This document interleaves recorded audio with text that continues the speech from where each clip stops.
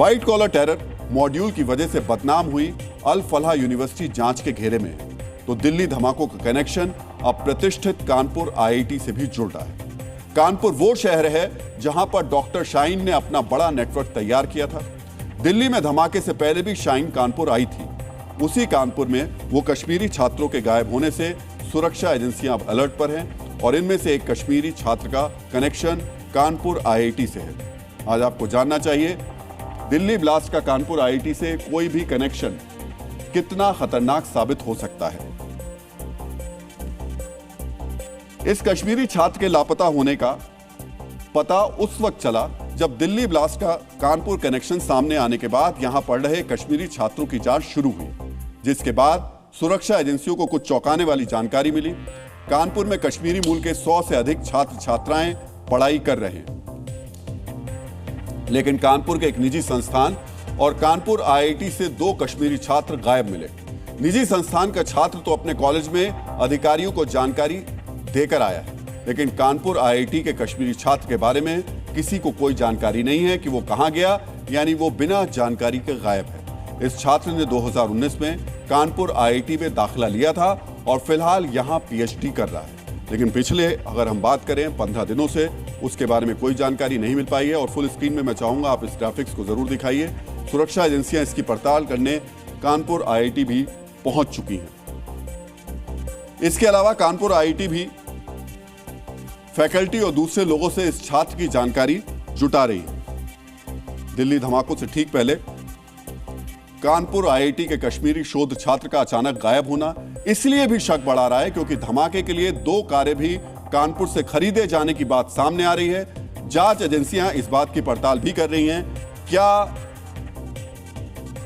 शाहीन के मॉड्यूल में डॉक्टर के साथ इंजीनियर भी शामिल थे। आप सोचकर देखिए, जिस कानपुर आईआईटी में एक्सप्लोजिव, इलेक्ट्रॉनिक और आधुनिक ड्रोन नियंत्रण जैसे प्रयोगशालाएं मौजूद हैं, वहां किसी आतंकी कनेक्शन वाले शोधकर्ता की बिना निगरानी वाली पहुंच हो जाती तो तकनीकी जानकारी हासिल करने और हथियार या आईईडी के निर्माण में इसका कितना खतरनाक इस्तेमाल हो सकता है। कानपुर आईआईटी में आतंकवादियों के किसी मददगार के मौजूद होने की आशंका उस वक्त और ज्यादा खतरनाक लगने लगती है जब कश्मीर में इसी मॉड्यूल के आतंकवादियों की हमास स्टाइल से हमले की योजना का खुलासा होता है। आज आपको इस योजना के बारे में भी जानना चाहिए। इस साजिश के लिए कम लागत वाले ज्यादा असरदार हथियारों से हमले का प्लान बनाया गया था।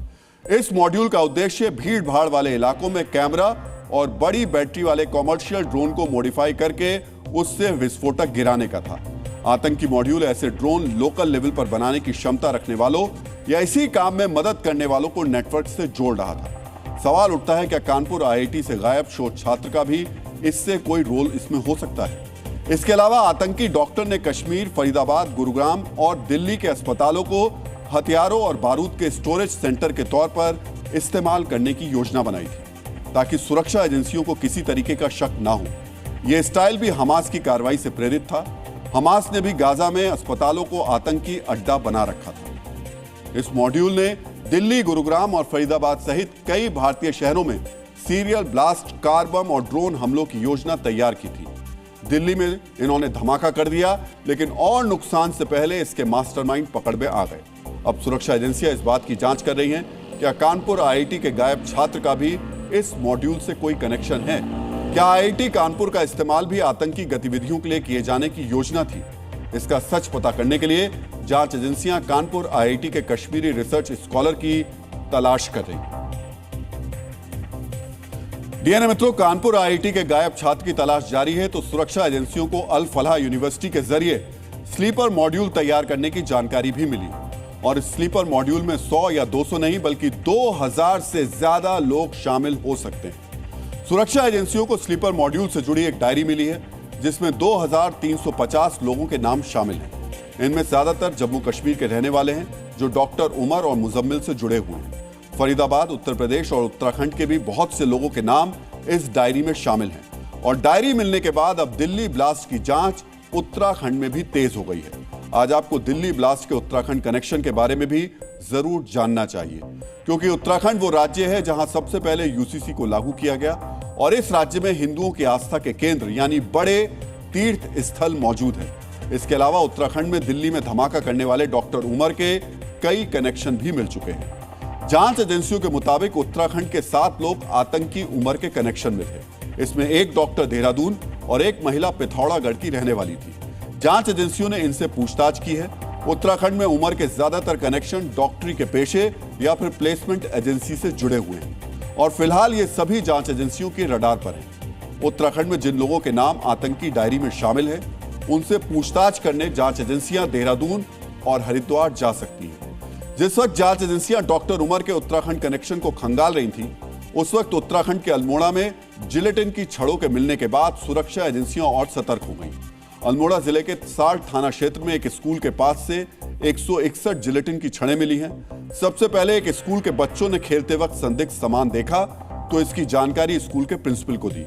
पुलिस ने जिलेटिन की छड़ों को जब्त करने के लिए आसपास के जंगलों में भी सर्च ऑपरेशन चलाया। जांच के बाद अल्मोड़ा के एसएसपी ने इस पूरी घटना की जानकारी दी है।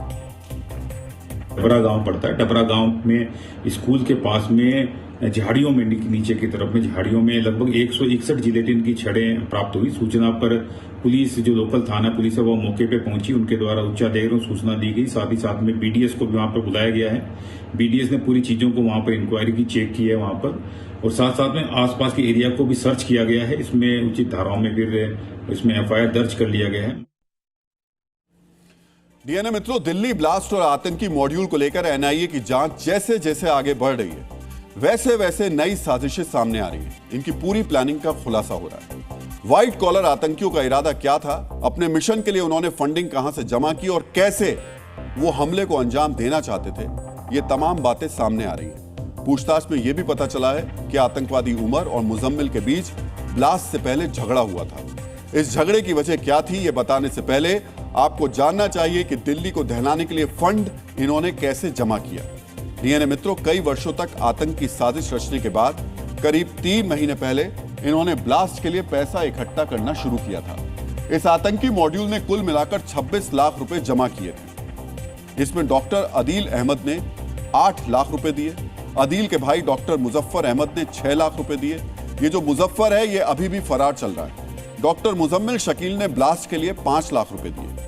फिदायीन हमला करने वाले डॉक्टर उमर ने 2 लाख रुपए दिए और डॉक्टर शाहीन सईद ने 5 लाख रुपए दिए। इस तरह कुल मिलाकर 26 लाख रुपए जमा किए गए। यानी सहारनपुर से पकड़े जाने वाले अदील ने सबसे ज्यादा 8 लाख रुपए दिए थे और फिदायीन हमलावर उमर ने सबसे कम 2 लाख रुपए दिए।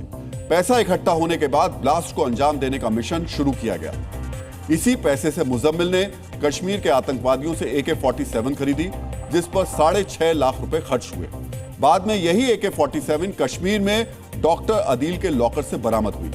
दूसरी तरफ पैसे का एक बड़ा हिस्सा उमर के हवाले किया गया ताकि वो बम तैयार कर सके।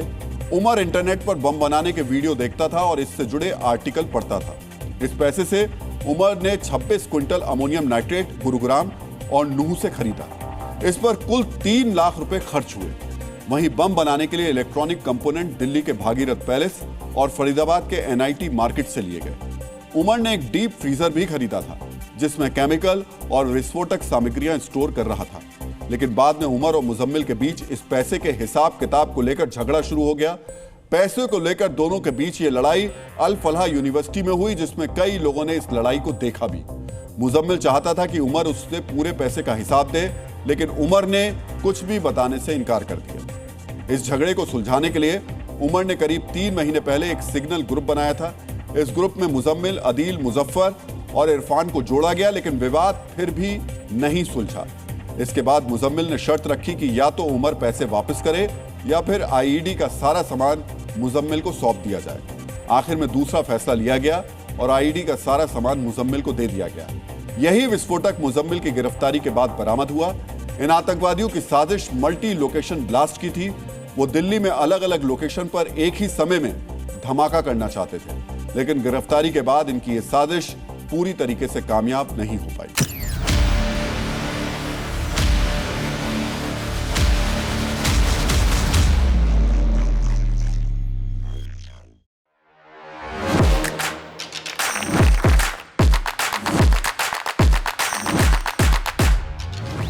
Please welcome Dr. Subhash Chandra. And habit can be micro, macro, 66 times if you repeat the same thing, it becomes your habit.